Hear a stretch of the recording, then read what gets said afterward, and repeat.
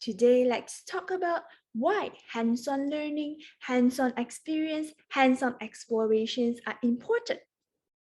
Let's start off with Jean Piaget's Swiss psychologist's theory of cognitive development.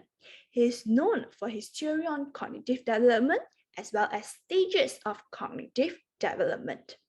First stage, the sensorimotor stage. It states that infants and toddlers make sense of the world through their senses.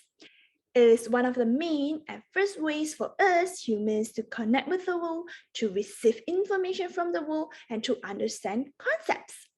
Second stage, the pre-operational stage.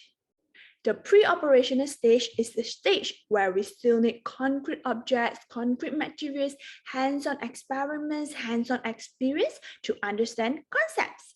Thirdly, the concrete operational stage, where we start to develop logical thinking skill and start to understand abstract concepts. Lastly, the formal operational stage. It is the stage where we are mature enough and we can understand abstract concepts. So after all have been said, I believe that we all have the experience that it is easier to understand certain concepts when we can see it, when it is concrete rather than it is abstract. So why not go for hands-on learning and hands-on teaching when it serves more fun, understanding, and it makes learning easier? However, some might say hands-on learning is too hard. They do not know how to do it. So now, let me give you some examples.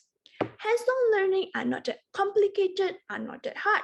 Messy play, sensory play, all types of play are considered hands-on.